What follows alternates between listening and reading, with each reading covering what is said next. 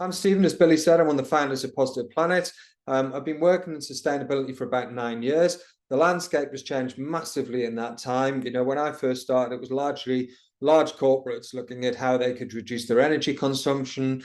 And it's very dramatically shifted in the last few years, with more organizations getting involved in net zero and starting to see the benefits of that as well from a business perspective. And that's one of the things that really excites me about sustainability and net zero. It's not just that we can have a real positive impact on the planet, it's also that I think it's really good for business as well. And we see a lot of our clients deriving real, genuine business benefit from their transition to being a more sustainable business. And we'll talk to you about return on sustainable investment and how you can derive some of that business benefit as we go through the presentation.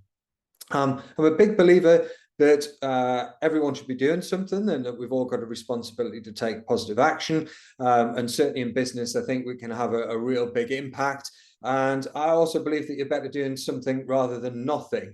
And I'm not perfect myself. I do forget my bag for life, much to my wife's frustration. So it isn't about having to do everything right. And I think sometimes in business, certainly around sustainability and net zero, it's put across that actually you've got to be doing everything in the right way and being perfect about this, rather than just getting started and doing something. So if you're thinking about starting that journey, I do encourage you just to get going, because doing something is better than doing nothing.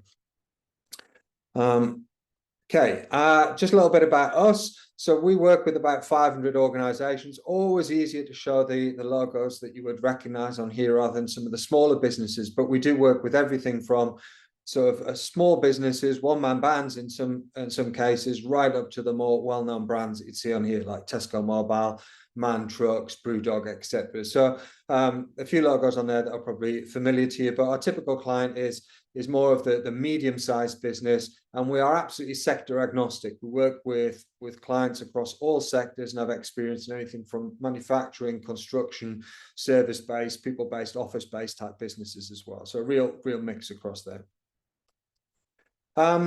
What sets us apart is our ability to help organizations achieve their sustainability goals. So real strength for us is our team and our people, and how we work with you as an organization, as an extension of your team, to help you achieve those goals. We are very much a single one-stop full solution provider. So you can rely on us to deliver right across that as that extension of your team around all your net zero goals. We really help you to articulate what you're doing as well. So a big part of what we do is around communication. So helping you demonstrate climate leadership, be that through communication of your actions, or actually through some of the things that you do within your organization to transition your business to being more sustainable. And that can often lead to realizing competitive benefits. And that return on your sustainable investment can be pretty significant. Even for small businesses, there's often, and service-based businesses, there can be anything from a 2 to 5 times return, right up to, I think that the most we see is typically around about 1,000 times ROI against what you're spending on sustainability versus the benefits that you can achieve in your business.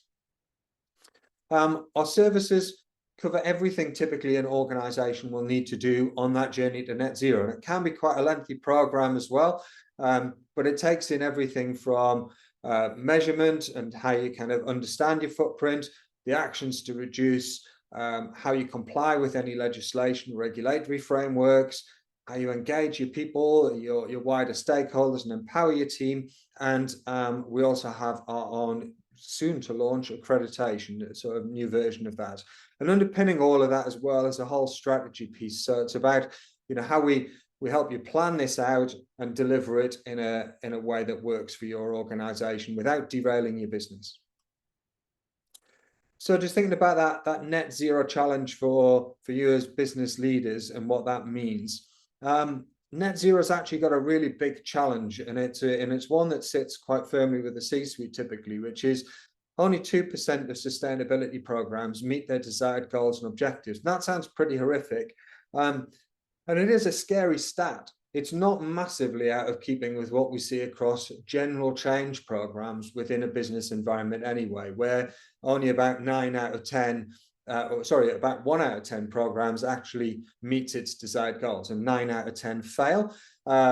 So sustainability isn't unique in failing within business change, but it does have a big problem, and that's I think it's magnified by the fact that sustainability takes quite a long time typically to get to something like net zero as a long-term change program that may go through a number of changes within your leadership team. It's also often something that's done quite badly, and I think organizations jump into doing it often quite reactively, and therefore don't plan it out particularly well, and don't often organize it the same way they would maybe other big widespread organizational change programs. So there's some of the reasons it fails. I think also, it's often disconnected from some of your wider business objectives as well, and it can be done as a sort of a bit of a sideshow within the organization. And when organizations do it in that way, that tends to lead to failure.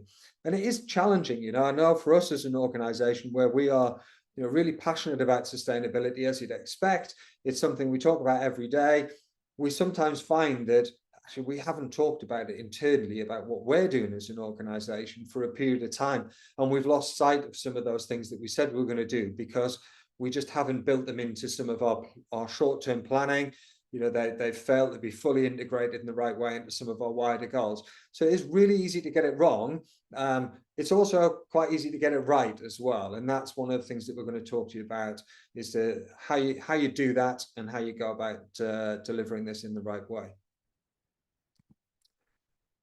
One of the things that we typically see is that the C-suite board level directors typically just don't have the right skill set. And I was reflecting on sort of my education as a business leader and thinking, all of my learning's been around how we manage organizations for revenue and profit, not thinking about then wider impact and how do we integrate some of those ESG metrics into the way that we lead and manage an organization as a board, is something that most of us haven't been experienced in and exposed to and have an understanding of how to do that.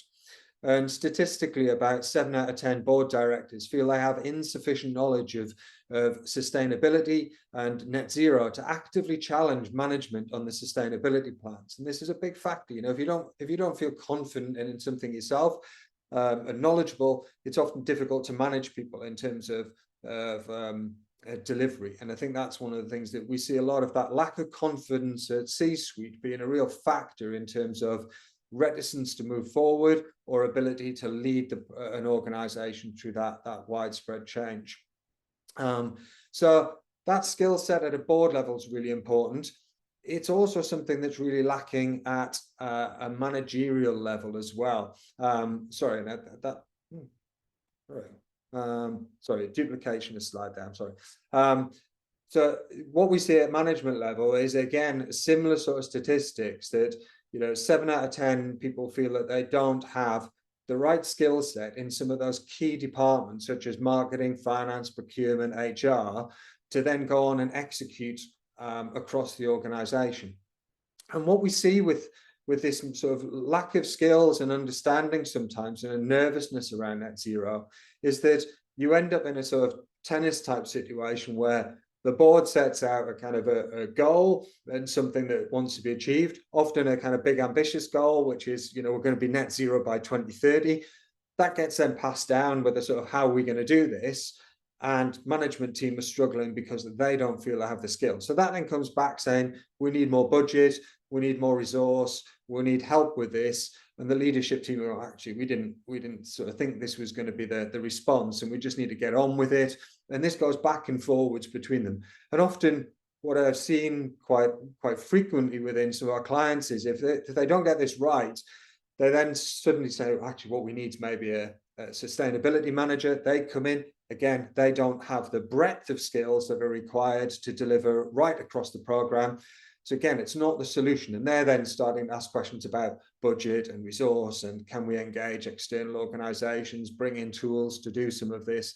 And it just gets lost off in that whole, the way we manage an organization, but in budgeting process, in planning, etc. So it's quite easy to get it wrong in the first instance, and it's just stall quite quickly just due to those lack of skills. And that can go round and round for quite a while with little in the way of traction. And I've seen a few clients come to us where they've tried to start sustainability programs a couple of times, it's stalled, it's failed, it hasn't had those results, and therefore things don't move forward, and they keep coming back to it. And there's a real risk that you actually lose all the goodwill within an organization when you do that, and people start to view this as a really negative thing to do rather than something that's going to be positive and can drive the organization forwards.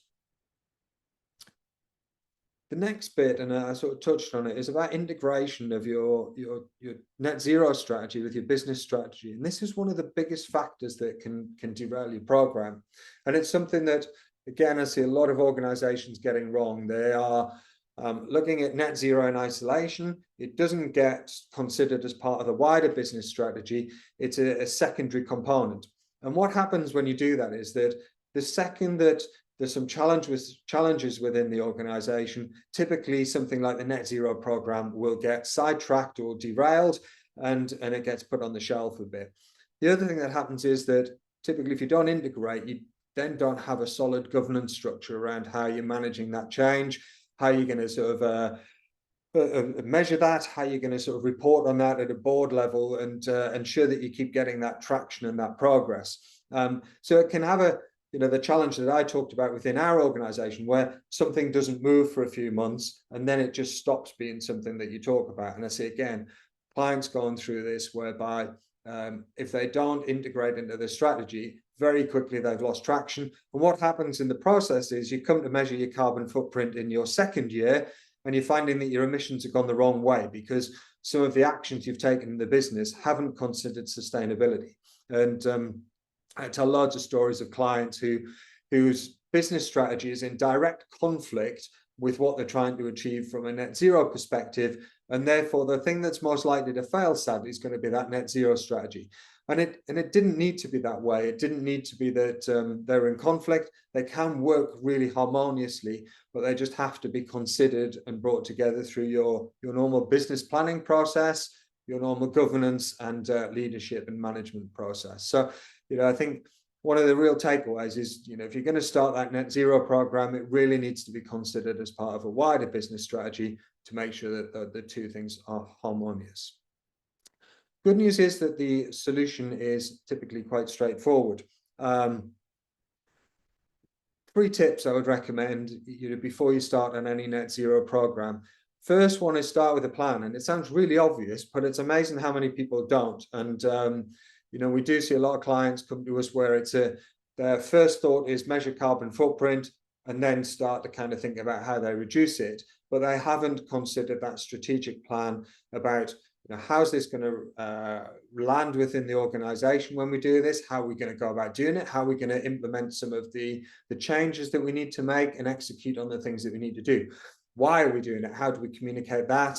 How do we get everyone on board? How do we make sure we've got the right skills, and what are the risks to delivery and considering some of those things and calling those things out, making sure that you understand sort of what you will do if those things arise as well, and how you will work around those. So that planning piece is really important. And I think, again, I see a lot of organizations failing to do this, and therefore, they just act and they immediately then kind of start to hit problems further down. So one of the things we talk about a lot is moving from intent to impact, and that planning piece is really important in that transition.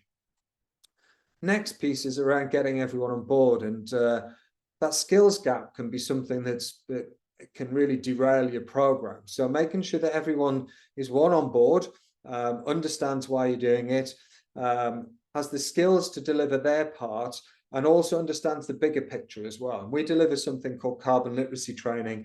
And this is a really valuable tool around, one, getting people on board, making sure that people have a consistent understanding across your organization, and also dealing with some of those naysayers within the organization, because there will be people who question why you're doing it, don't necessarily feel it aligns with their personal beliefs, have some concerns about it.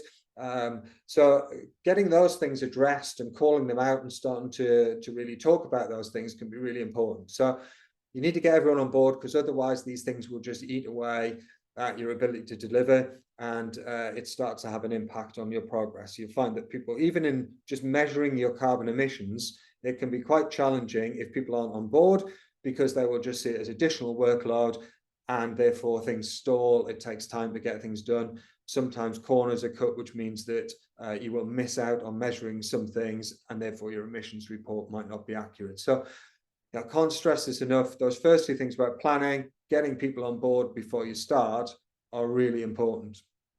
Once you do get going, it's really important to get some quick wins as well. Delivering some fast results and understanding what that tangible business benefit is really key to maintaining momentum.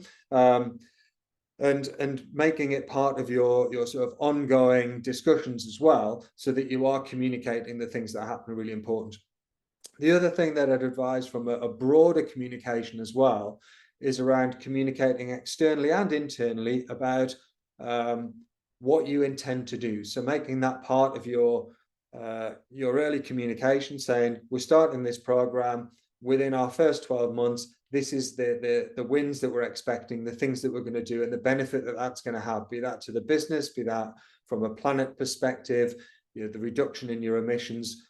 Communicate those things and commit to doing those, so that it kind of forces you to maintain that momentum and keep going. So really important, and get in the rhythm of doing that on an ongoing basis as well. Align it with your normal communication internally, externally as well. I see best practices doing this as part of your ongoing annual reporting cadence, where you will communicate what you've done, what you're doing, the impact that both of those things has had, and communicate those wins. And that keeps that positivity, keeps that momentum going within the project.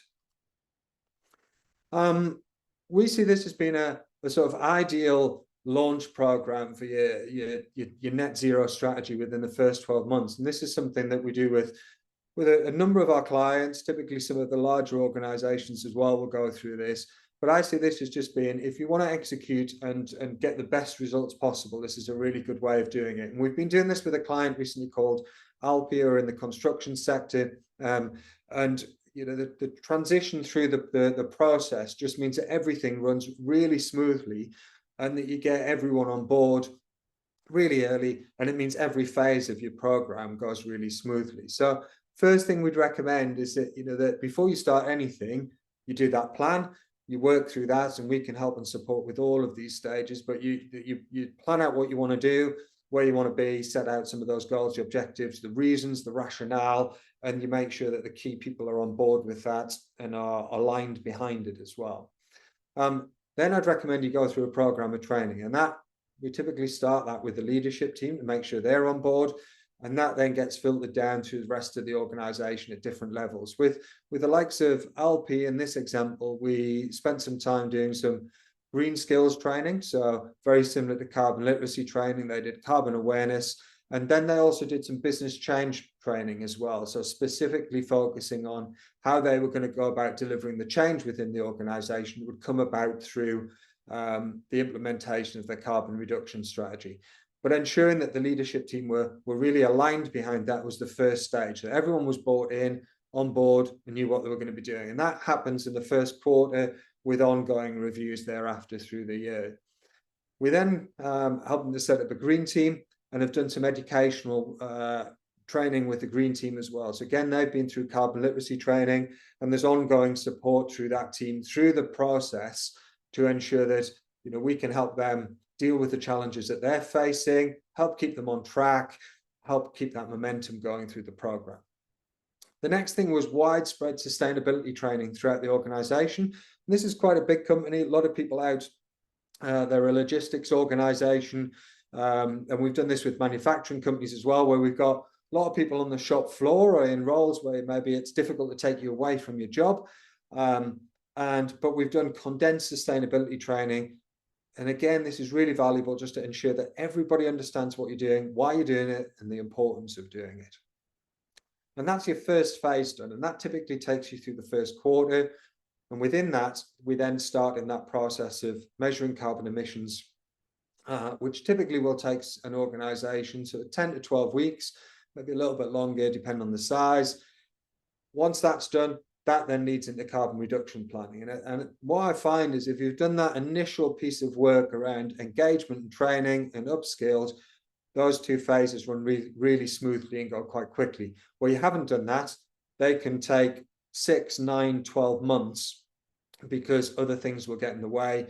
people lose momentum with it, and you lose that engagement and goodwill. Excuse me.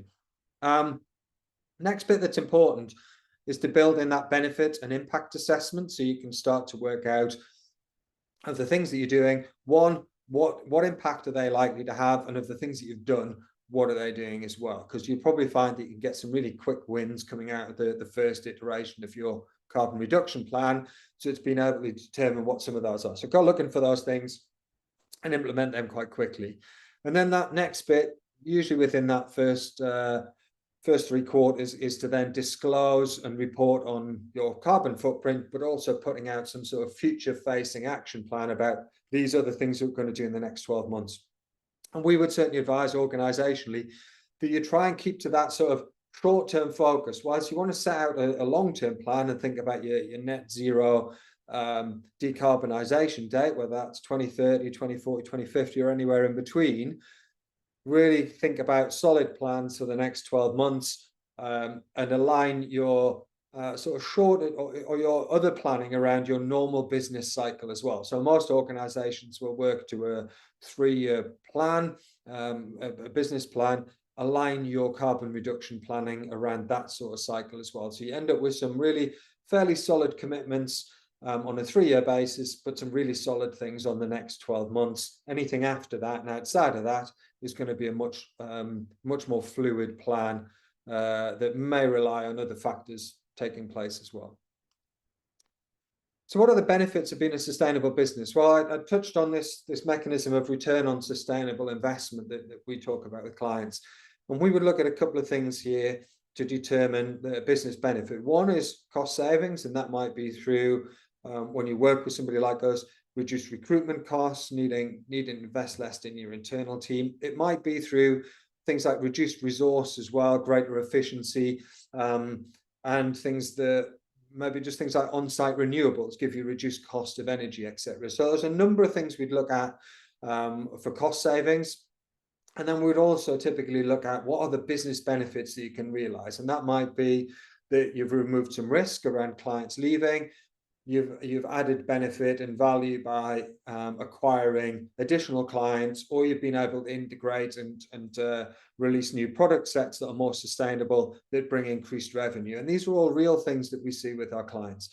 And that's then measured against your investment with that you would spend working with Positive Planet or another consultancy similar to us. We would typically see at least 2 times return on sustainable investment for a service people-based business and a smaller organization, right up to anything from 100. I've got clients that achieve 1,000 times return on investment against the fees that they would typically spend with us, and potentially other things that they would invest in as well. So it's good for business engaging in that sustainability program, but do lay this out early in terms of what you think that's going to be. So I think it's really important at a C-suite level to start considering those benefits and where you're going to get them, because that makes it really powerful in your ongoing communication. Other benefits you might want to consider. I'm not going to dive into these in any great detail, but being able to attract talent, it's becoming increasingly important in recruitment to demonstrate that you are a purpose-driven business, and that's going to get more and more important as a generation coming through who is increasingly grown up with sustainability being important. We'll start to ask those questions of you as an employer. You will find if you're even going through a loan from a high street bank these days, or certainly if you're going through investment fund rounds and you're looking for private equity investment, sustainability is becoming increasingly important. It may get you better rates, it may kind of get you more interest from investors if you can demonstrate you've got strong environmental credentials. The other factor in this as well is being able to demonstrate that you have managed and understood the risk associated with climate, whether that's a geographic thing and things that might affect your business locally, or whether that's through your wider supply chain as well. Sustainability is good in terms of stabilizing your overheads. So things like on-site renewables in a world of very volatile utility costs, they will give you that a flat cost of electricity generation over a long period of time. So there can be a good way of stabilizing those overheads within your organization as well. It does help you to reach new customers. We've got some great case studies of clients who have used sustainability to reach new markets and bring in additional revenue and profit. And there's some interesting research around this, and typically the stats all point to the same thing, is that sustainable products or sustainable brands grow about 7 times faster than their non-sustainable equivalents. So most of us, about 9 out of 10 of us these days, are considering sustainability in our purchasing decisions, both at home and at work as well. And I'm sure if you go through a bid process, you are starting to see within that tender documentation increasing questioning around your own sustainability and the actions you're taking to protect both the environment and society more widely as well. It's a good way of standing out from your competitors. And I see 2 sides to this. We often see clients come in because their competitors have taken action, and that's started to impact on sales leads and their ability to win new business as well. So it's a good way of standing out. And sustainable businesses tend to waste less, use less than their non-sustainable counterparts. So it does tend to have a decrease in things like production costs, running costs of your organization as well. So you can get leaner, cleaner, and greener. Case studies I'm not going to go through, but there's a real mix in there. But if you do want to have a look on our website, if you've got a Positive Planet UK, sorry, I don't know what happened there. You will suddenly jump a few slides, and I don't know what's, sorry. There we go. You'll be able to sort of look at different case studies that are based around things like increased revenue or increased employee satisfaction, efficiency within your organization as well, across a range of sectors and services. So over to questions, and we've taken 30 minutes. It's gone incredibly quickly. So I shall hand over to Billy and see if there's any questions from the audience. Yeah, cheers. Thanks, Stephen. Great presentation as well. Lots of valuable insights there, and a real foundation for business leaders to begin their sustainability journeys. We did have one come through on the Q&A, and it was from Anonymous saying, how do you recommend to hold sustainability training that is more than just slides and presentations? I mean, even we do a lot of sustainability training, and I think there is a lot of information to get across. We typically will integrate things like games and exercises and things like that within the training as well. So we do try, when we do it, we try to make it as hands-on and practical as we can. I know from things like our carbon literacy training, it is slide heavy as well. It's difficult to get away from slides as a means of disseminating information. But I think, certainly getting people involved in things like doing simple surveys, doing little breakout sessions where they do workshops and one-to-ones, work through scenarios themselves. I say we gamify some of it, and we have some specific tools we use within that as well. But yeah, it can be quite a dry subject at times. It can be quite a negative subject, when we're talking about climate change and things. So it's careful to manage that in the right way. But I certainly think, getting people to break out from that on a regular basis and doing some stuff that's engaging is really important in that. Stuff, thank you. Just one question from me. I was having a little think while you were presenting, and I feel like some of the attendees today, they might fall into that we want to do something bracket, but they might not have the resources, the time, the funding, the expertise. What advice would you have to those people? Well, look, I think it's on the screen there, so it's an easy segue in there. Thanks, Billy. Which is, if you've been on the session today, I'm happy to have a one-to-one session with anybody who'd like to discuss where they are as an organisation, what their plans are, what they'd like to try and achieve, and help you to put together what that strategy and that plan could look like. They're familiar challenges, and I think a lot of organizations struggle around sustainability and net zero because it is something relatively new. the perception is that some of this could be quite expensive, quite difficult, quite time consuming. It doesn't have to be any of those things, and it doesn't have to be something, that is different to what you would do ordinarily within the business as well. And I think that's one of the, we see this as being part of just normal good business strategy, not something that's done independently and separately. Stuff. And finally, we've just had one more come through. What tips and tricks do you have for engaging leadership boards with the topic of sustainability? Tips and tricks for that. I think I suppose maybe less tips and tricks type stuff rather than I suppose our own tools and things we do. I do a lot of workshops with leadership teams where we will talk to them about sustainability, and we have some very frank conversations about, I think, some of the things we touched on here in terms of their own skill sets, their own attitudes, challenges, what might derail that. I think if you're really looking at early stages of engagement, it's about thinking about those business benefits. Most of us as business leaders are wired to profit within the organization and driving forward the business to make more money. So wherever you can find those links to profitability, be that it's through efficiency, cost saving, or wherever you can find the links to business growth, are really important in terms of articulating that. So I think it's thinking about why you're doing this and what positive impact can be derived from doing it is a really good way of getting leadership engagement. Because my experience is a lot of people will see this as compliance led, it's tick box, it's a necessary evil. Our experience is that it doesn't have to be that. It can be a real benefit driver within an organization.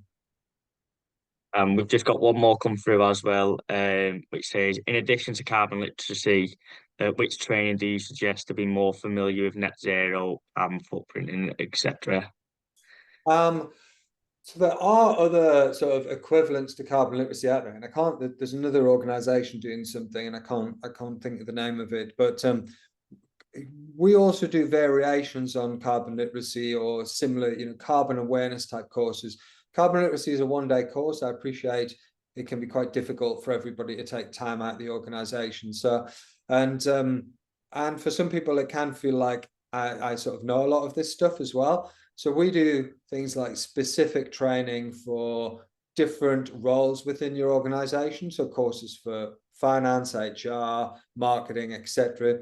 So if you work within one of those teams, sometimes it's really important to get skills that are relevant to the changes you need to make. So procurement's a good example. We do a net zero for a procurement course where we'll talk about integrating the systems and the processes and the checks that you would need to put in place to build a sustainable supply chain. So it's the things that are really relevant in that role. Across the leadership team, again, we do specific training, and often that can be customized to the organization as well. So bespoke training rather than off-the-shelf type stuff. But there's certainly a wide variety. We offer a wide variety of courses, from short 1 hour, 2 hour carbon awareness type courses right through to the full one-day carbon literacy. Perfect. And just a nice follow on to that, actually, we've just had another question come through, which says, what is included in our carbon literacy training for schools and education course? Okay, good question. I think probably worth us sending that information through separately rather than trying to kind of cover it off in a short period of time. But we'll fire that information out. When we do carbon literacy, whether it's education sector, construction, manufacturing, whatever, we customize our course content to that particular sector, and you as an organization typically as well. And that being, what you do as a business, where you're geographically located, where your supply chain is, all those things. So we bring that to life so that it's really relevant and pertinent to you as an organization. But certainly across the educational one, it is specific. It follows the guidelines of the Carbon Literacy Trust, but we can certainly send you out. I think we've got an information pack on that particular course, Billy. I think we have, haven't we? Yeah, I think we do. Yeah. Right. Well, we'll send that out rather than try and answer that in here. Perfect. That just about wraps us up. But if anyone does think of any other questions in the meantime, Stephen's contact information and his meeting link will be included in the follow-up email. So you can engage with him further following today's webinar, continue that conversation around the subject and things like that. But that's it from us today. We hope you have a great week, and hopefully we'll speak to you very soon. Thanks very much, everyone. Cheers, guys.